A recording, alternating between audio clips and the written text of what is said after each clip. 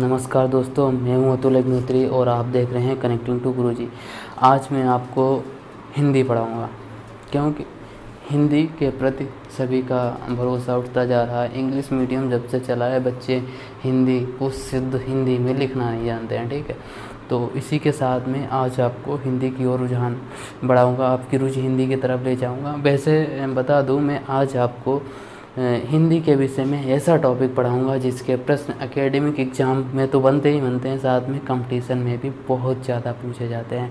ठीक है, तो ऐसे प्रश्नों को समझने के लिए बने रहिए कनेक्टिंग टू गुरुजी पर और सब्सक्राइब कर लीजिएगा चैनल कनेक्टिंग गुरुजी। आप सभी का यहाँ पर बहुत बहुत ज़्यादा ही स्वागत है। चलते हैं टॉपिक की ओर। तो पहला हम टॉपिक रख रहे हैं हिंदी में समास। ठीक है, तो समास से ही शुरुआत करते हैं। वैसे समास के भेद होते हैं 6।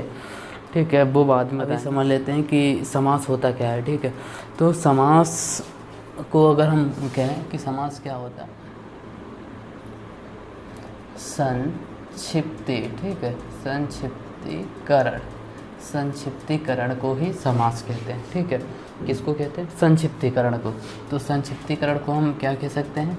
संक्षेपीकरण भी कह सकते हैं। संक्षेपीकरण।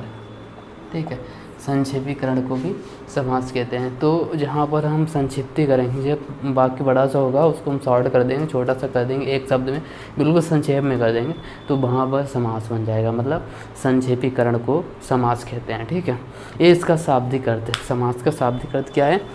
संक्षिप्तीकरण, मतलब संक्षेपीकरण, उसको संक्षेप में लिख देना। ठीक है, बात समझ में आ रही? संक्षेप में कर देना, संक्षेप में लिखना। ठीक है, तो बढ़ते हैं समास के भेदों पर। क्या भेद होते हैं समास के? मुख्यतः समास के 6 भेद होते हैं। कितने? 6 भेद होते हैं। कौन कौन? चलिए अब देख लेते हैं समास के भेद। ठीक है, तो समास के भेद कितने होते हैं?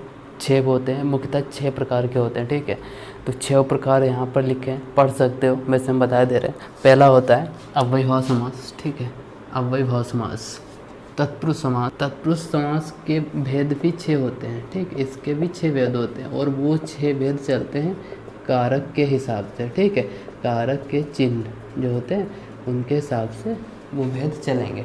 ठीक है, तीसरा कर्मधारय समास, चौथा द्विगु समास और पांचवा द्वंद्व समास और छठा बहुब्रीहि समास। ठीक है, तो बहुब्रीहि समास, तो ये 6 समास के भेद हो गए। ठीक है, अब पहचानेंगे कि कौन सा समास कैसे बनेगा और हम समास का विग्रह कैसे करेंगे। ठीक है, तो पहले हम अव्ययभाव समास के बारे में देखते हैं। ठीक है, अव्ययभाव समास क्या होता है और इसके नियम क्या बनेंगे। ठीक है, तो उसको हम देख लेते हैं थोड़ा। चलिए देखते हैं कि अव्ययभाव समास को हम कैसे पहचानेंगे। ठीक है, तो अव्ययभाव समास होता क्या है, पहले हम उसको समझ लेते हैं। अव्ययभाव समास में तो हर समास को पहचानने में 2 भेद होंगे। ठीक है, 2 चीज़ें निकल के आती हैं, पहला पूर्व पद और दूसरा उत्तर पद। तो पूर्व पद, जिस समास का पूर्व पद अव्यय हो। ठीक है, जिस समास का पूर्व पद अव्यय हो, पूर्व पद अव्यय हो और उत्तर पद उसका प्रधान नहीं होता है। ठीक है, मतलब पूर्व पद ही प्रधान होता है और वही अव्यय होता है। ठीक है, तो कैसे समझोगे? जिस समास का पूर्व पद अव्यय हो यानी वो पद प्रधान हो, ठीक है, तो वहाँ पर अव्ययभाव समास होगा। ठीक, कुछ अव्यय हैं जिनको समझ लीजिएगा, याद कर लीजिएगा, तो उनसे पहचान बन जाएगी। ठीक है, तो अव्ययभाव समास के लिए अव्यय हैं अनु आ प्रति, भर, यथा, यावत, हर। ये वाक्य के सबसे पहले दिए होंगे। ठीक है, जो शब्द होगा इस शब्द में सबसे पहले आएंगे। ठीक है, तो हम इसमें लिख देते हैं पूर्व पद, इसमें अव्यय होगा, वही प्रधान ही कह सकते हो, प्रधान होगा, मेन होगा, मुख्य। ठीक है, और उत्तर पद इसमें प्रधान नहीं होगा। ठीक है, तो जिस समास का पूर्व पद प्रधान हो, अव्यय हो, वहाँ पर अव्ययभाव समास होता है, और जिस समास का उत्तर पद प्रधान नहीं होगा यानी ना हो और पूर्व पद ही प्रधान हो, तो ऐसा अव्ययभाव समास में ही होगा और उसका पूर्व पद अव्यय होगा। ठीक है, अव्यय क्या होगा? इनमें से कोई होगा या और भी जो अव्यय हैं उनमें से आ सकते हैं, तो अधिकतम इनमें से आते हैं, तो इम्पोर्टेंट है। तो जैसे हमने बोल दिया प्रतिदिन। ठीक है, तो प्रतिदिन में क्या हुआ? प्रति हमारा अव्यय हो गया और दिन तो शब्द है ही, तो इसमें देखो दिन हमारा ऐसे लिख लो। ठीक है, दिन तो रोज़ ही होते हैं। ठीक है, दिन की खासियत क्या है? यहाँ पे पावर मिला किससे? प्रति से।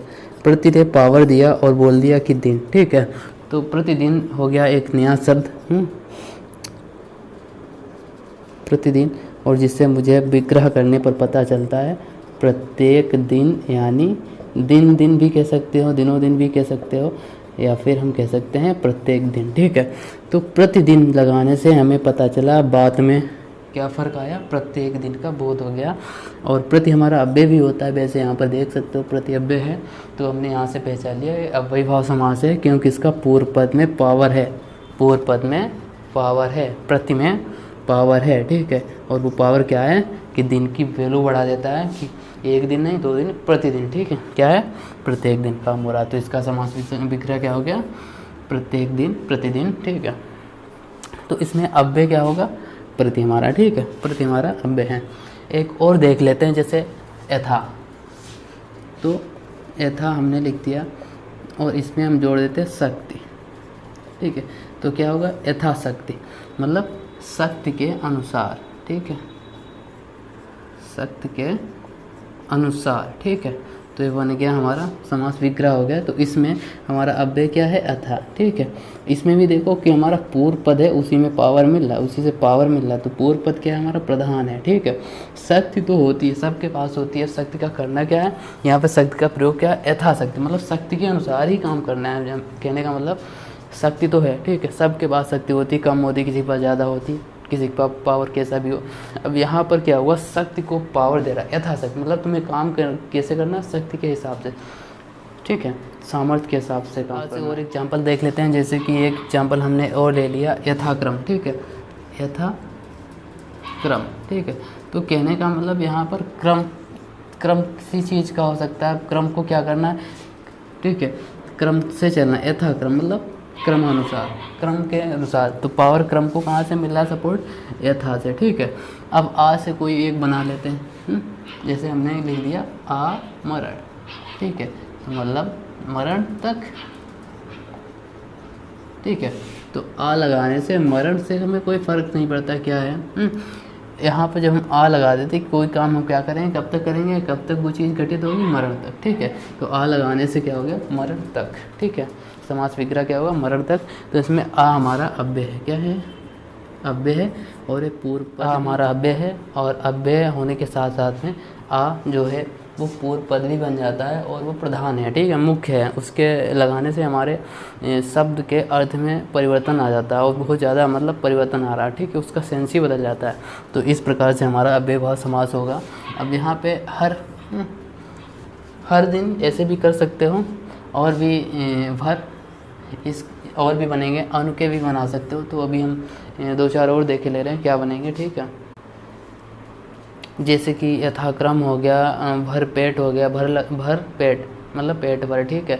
तो भर पेट का क्या होगा, पेट भर, ठीक है। आता है हमारा अगला समास, ठीक है। तो अगला समास क्या है उसको देखते हैं, ठीक है। ये बात समझ में आ गई। अब वही बात, समास बहुत ही सरल है, इसमें बस इतना समझना है, पूर्व पद प्रधान होता है, ठीक, बस कैसे होता है समझा के रखा है, स्क्रीनशॉट ले सकते हो। इसके बाद में बढ़ेंगे अगले समास की ओर।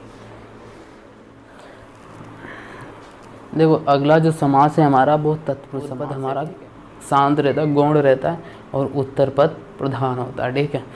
तो तत्पुरुष समास की विशेषता क्या है, उत्तर पद प्रधान होता है और पूर्व पद गौण रहता है, ठीक है। कैसे देखते हैं, अभी देखते हैं क्या होता है तत्पुरुष समास में, ठीक है। आ जाते हैं, पूर्व पद क्या होता है इसमें, पूर्व पद गौण रहता है, ठीक है, मतलब वो शांत रहता है, कोई फ़र्क नहीं पड़ता उसके होने से, ठीक है। आगे बात करते हैं उत्तर पद। उत्तर पद इसमें क्या होता है, प्रधान होता है, ठीक है, और इसमें कारक के चिन्हों का भी प्रयोग होता है, ठीक है। और उस हिसाब से इसके 6 भेद और बनेंगे, ठीक है। तो वो 6 भेद हम कारक को पढ़ाएंगे, और उस पर एक अलग से वीडियो बाद में बनाएंगे, सेकंड वीडियो आएगा। तो कारक तत्पुरुष समास के 6 भेद हम बताएंगे, उसमें कैसे 6 भेदों को हम पहचानेंगे, ठीक है। फिलहाल अभी भी जान सकते हैं, जिनको कारक याद हैं, कारक का प्रयोग जानते हैं, वो समझ सकते हैं, ठीक है। फिलहाल बढ़ते हैं इसके मेन नियम पर। तो इसमें पूर्व पद शांत रहेगा, मतलब गौण रहेगा, और उत्तर पद प्रधान रहेगा। जैसे कि एक एग्जाम्पल लेते हैं, एग्जाम्पल से ही समझ पाओगे, ऐसे नहीं समझ में पाओगे, ठीक है। जैसे कि धनहीन, ठीक है, हीन, मतलब विग्रह किया, पता चला धन से हीन। ठीक है, कहने का मतलब धनहीन, धन से हीन, तो धन तो सभी के पास होता है। ठीक है, अब धन है या यहाँ पर धन मतलब हो सकता है किसी के पास धन बहुत ज़्यादा मात्रा में बताया जा रहा हो, लेकिन जब हमने सेकेंड पद हीन लगाया, जिसको हम उत्तर पद बोलते हैं, अंतिम पद को उत्तर पद बोलते हैं और पूर्व पद को हम प्रथम पद बोलते हैं, पहला पद। ठीक है, जब हमने उसमें हीन लगा दिया तो क्या बना? धनहीन, मतलब धन से हीन बराबर। तो सेकेंड पद में पावर है, किस में पावर है? सेकेंड पद में। कहाँ से पावर मिला? सेकेंड पद से, हीन से। ठीक है, एक और देख लेते हैं एग्जाम्पल इसका क्या बनेगा। जैसे कि हमने बोल दिया जन्मजात, क्या बोल दिया? जन्मजात। ठीक है, जन्म तो सभी का, अब जन्म हुआ है नहीं, किस बारे में बात की जा रही? पता चल रहा है जात से, उत्तर पद से। क्या पता चल रहा है? कि जन्म से ही, वो जन्म से ही उत्पन्न है। ठीक है, जन्म से उत्पन्न, मतलब जन्मजात से ही ऐसी चीज़ें उसके साथ में हो रही हैं या ऐसी चीज़ें हैं तो वो जन्मजात में आ जाता है। ठीक है, मतलब उत्तर पद प्रधान है फिर से। ठीक है, और भी एग्जांपल देख लेते हैं। वैसे थोड़ा और समझ लेते हैं कारक चिन्ह क्या होते हैं। तो इसमें अगर हम पूछते कौन सा तत्पुरुष है? धन ही। ठीक है, धन से ही, से आया, से करण में किस में होता है? अपादान में। ठीक है, तो अपादान में क्या होता है? धन से हीन, अपादान आ गया से आने से। ठीक है, तो जहाँ पर से आया वो कारक के हिसाब से जाओगे तो कारक के हिसाब से वो अपादान में आएगा, तो और समास के हिसाब से वो तत्पुरुष है, तो हम इसको क्या बोल देंगे? अपादान तत्पुरुष। तो इसमें कौन सा हो गया? अपादान तत्पुरुष। ठीक है, बात समझ में आ गई। जैसे एक और देख लेते हैं, प्रेम सागर। ठीक है, तो प्रेम सागर, प्रेम तो है, प्रेम का अपार सागर है, भंडार है। तो ऐसी स्थिति में यहाँ पर कौन सा समास बनेगा? प्रेम सागर, मतलब प्रेम का सागर। ठीक है, तो यहाँ पर बनेगा प्रेम का सागर मतलब तत्पुरुष समास। ठीक है, संबंध आ रहा तो संबंधवाचक हो गया, संबंध तत्पुरुष समास बनेगा। यहाँ पर क्या बनेगा? संबंध तत्पुरुष समास। ठीक है, और एक और जैसे बोल दिया नीति निपुण। ठीक है, नीति निपुण। ठीक है, नीतियों से निपुण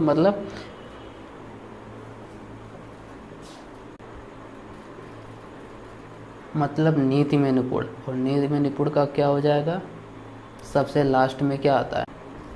अधिकरण तत्पुरुष। ठीक है, नीति में निपुण अधिकरण तत्पुरुष। नॉर्मली पूछे जाए तो सारे तत्पुरुष समास के अंतर्गत ही आते हैं। नीति निपुण मतलब नीति में निपुण। ठीक है, तो इसमें अधिकरण हो गया में आने से। ठीक है, नीति में शब्द आया बीच में, नीति में निपुण, तो में आने से क्या हो गया? अधिकरण तत्पुरुष समास। ठीक है, तो कारक का हम बाद में बताएंगे, एक और वीडियो बनाएंगे तो उसमें आप कारक का विशेष समझना रूप तत्पुरुष समास में कैसे होता है। ठीक है, आगे बढ़ते हैं। नंबर 3 पर कर्मधारय आता है। ठीक है, तो कर्मधारय समास क्या समास होता है? जिस समास का पूर्व पद विशेषण और उत्तर पद विशेष हो। विशेषण का मतलब विशेषता बताता हो, जो उत्तर पद की विशेषता बताता हो। ठीक है, तो वहाँ पे कर्मधारय समास बनेगा। क्या होगा? पूर्व पद विशेषण होगा जो लास्ट वाले पद की विशेषता बताता होगा कि उसकी क्वालिटीज़ क्या है उस, तो वहाँ पर क्या हो जाएगा? ठीक है, कर्मधारय समास। कैसे देखते हैं, देखिएगा। पूर्व पद क्या होगा? विशेषण। ठीक है, और उत्तर पद विशेष। ठीक है, पूर्व पद विशेषण और उत्तर पद विशेष। उत्तर पद, ठीक है, मतलब यहाँ पर जो उत्तर पद होगा उसका पूर्व पद विशेषता बताएगा। ठीक है, तो उत्तर पद की पूर्व पद विशेषता बताता है। ठीक है, विशेषता बताएगा। ठीक है, पूर्व पद उत्तर पद की विशेषता बताएगा। ठीक है, जैसे कि एक एग्जांपल ले लेते हैं कि यहाँ पर लिख दिया हमने नील गाय। ठीक है, गाय तो विशेष हो गया, मतलब मेन गाय हो गई। अब गाय की क्या विशेषता बता दी पूर्व पद में? कि वो नीली है। क्या विशेषता बता दी? कि गाय जो है वो नीली है, सफ़ेद गाय, नील गाय। तो यहाँ पर गाय की क्या विशेषता होगी कि वो नीली है, ठीक है। तो एक कर्मधारय समास में आ गया हमारा। तो जैसे कि अभी क्या एग्जाम्पल देगा, नील गाय, समझ रहे हो तुम, नील गाय, ठीक है। वैसे क्या एक और बन जाएगा नीला कमल, ठीक है। तो नीला कमल क्या हो गया यहाँ पर, नीला कमल। तो कमल हमारा क्या है, एक पद है, समझ रहे हो, तुम भी ध्यान देना।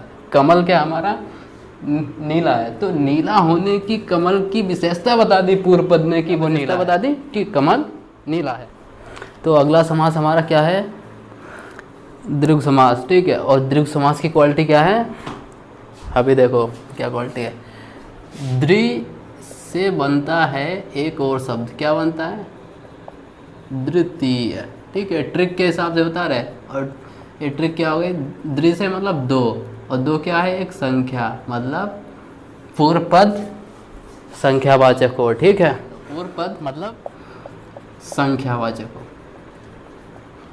समझ में आई बात, पूर्व पद संख्यावाचक हो, ठीक है। और उत्तर पद प्रधान होगा। बहुत बढ़िया ट्रिक है। उत्तर पद क्या होगा, प्रधान होगा। जैसे कि पंचवटी, ध्यान से देखो, पंचवटी, बटी तो हमारा शब्द हो गया। अब इसमें हमने पंच लगा दिया, पंच का मतलब पांच, बटी का मतलब वृक्षों का समूह, 5 वृक्षों का समूह, ठीक है। तो 5 वृक्षों का समूह पंचवटी। चौराहा,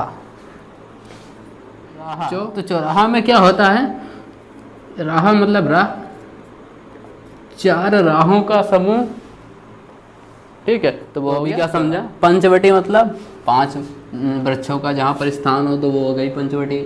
चौराहा मतलब 4 राहों का जहाँ पर समूह हो गया, चौराहा हो गया। मतलब पहला शब्द क्या हो गया, संख्यावाचक। चलिए देखते हैं द्वंद्व समास। इसमें क्या होता है, इसमें भी 2 पद होते हैं, पूर्व पद, ठीक है, और उत्तर पद। इसकी खासियत क्या है, इसमें दोनों पद क्या है, प्रधान है, ठीक है, प्रधान होते हैं। जैसे लिख लिया हमने राम कृष्ण, ठीक है। तो इसमें राम और कृष्ण दोनों पद प्रधान है, और माता पिता, ठीक है। बात समझ में आए, माता और पिता। तो इसका समास विग्रह क्या होगा, माता और पिता। तो और या इन शब्दों का भी बोध होगा, तो वहाँ पर क्या होगा, हमारा द्वंद्व समास बनेगा। और इसके भी 3 भेद होते हैं, कौन से भेद? तो इसमें कितने प्रकार के होते हैं, तो 3 प्रकार के। समाहार, समाहार का मतलब इसमें उसी प्रकार के अर्थों का बोध होता है जिस प्रकार के अर्थों से समास बनता है, और उसी प्रकार के अर्थों का बोध होकर, सेम अर्थों का बोध होकर हम जोड़ते हैं, ठीक है। तो वो समाहार द्वंद्व। इतरेतर, इसमें और तथा, ठीक है, ये 2 शब्द आएंगे। और यहाँ पर वैकल्पिक में या और अथवा शब्द जुड़े रहते हैं, तो इससे हम पहचानेंगे कि ये इतरेतर द्वंद्व है, ये समाहार द्वंद्व है, और ये वैकल्पिक द्वंद्व। बहुब्रीहि समास क्या होता है उसको देखते हैं। ऐसा समास जिसमें दोनों पद प्रधान नहीं होते हैं, मतलब वह समास जिसके दोनों पद मतलब पूर्व पद और उत्तर पद ये क्या होते हैं, अप्रधान, ठीक है। इसमें दोनों पद प्रधान ना होकर, ठीक है, वह समास जिसके दोनों पद प्रधान ना होकर किसी तीसरे पद की ओर इशारा करें, ठीक है, किसी तीसरे पद की ओर, ठीक है। तो तीसरे पद की ओर संकेत करें, किस पद की ओर, तीसरे पद की ओर। तो इसमें तीसरा पद क्या होगा हमारा, प्रधान। जैसे एग्जाम्पल देख लेते हैं, सुलोचना मतलब सुंदर हैं लोचन जिसके, ठीक है, अर्थात नारी, ठीक है। तो इसमें किस पद की ओर इशारा कर दिया, तीसरे पद की ओर। वो तीसरा पद क्या हो गया, इसमें प्रधान हो गया, ठीक है। और बाकी दोनों पद इसमें प्रधान नहीं है, सुंदर और लोचन प्रधान नहीं है, मतलब एक किसको दर्शा रहा है, नारी को। एक और जैसे शैल नंदिनी, शैल नंदिनी, शैल नंदिनी का बताओ, शैल नंदिनी मतलब पार्वती के लिए कहा गया है। पार्वती, पर्वत की पुत्री। पार्वती मतलब पर्वत की पुत्री, ठीक है। तो इसमें कौन सा पद प्रधान हो गया? हिमालय राज्य की पुत्री, तीसरा पद, ठीक है। जैसे एक और चक्रपाणि, चक्रपाणि मतलब चक्र है जिनके हाथ में, चक्र है जिनके हाथ, अर्थात विष्णु, भगवान विष्णु, ठीक है। तो इसमें भी तीसरा पद प्रधान हो गया, ठीक है। और क्या बताया था हमने एक एग्जाम्पल अभी? शैलनंदी मतलब हिमालय की पुत्री अर्थात पार्वती। तो इसमें भी हमारा तीसरा पद प्रधान। तो इसमें है ना, इसके अपवाद भी होते हैं कुछ, तो अपवाद हम नेक्स्ट वीडियो में बताएंगे, ठीक है। नेक्स्ट वीडियो में बताएंगे, सब कुछ इसी में थोड़े ना बता देंगे। और उसमें हम तत्पुरुष समास के 6 भेद, ठीक है, तत्पुरुष समास के 6 भेद कारक के हिसाब से बनते हैं वो बताएंगे। और इसके बाद में नेक्स्ट वीडियो में क्या बताएंगे? अपवाद बताएंगे, ठीक है। अपवाद जो बनेंगे, और अपवाद किस में बनते हैं? दृग और बहुब्रीहि में बनते हैं, उनको हम स्पष्ट रूप से समझाएंगे, दृग और बहुब्रीहि के अपवाद जो होंगे, ठीक है। चलिए मिलते हैं नेक्स्ट वीडियो में, तब तक के लिए जय हिंद।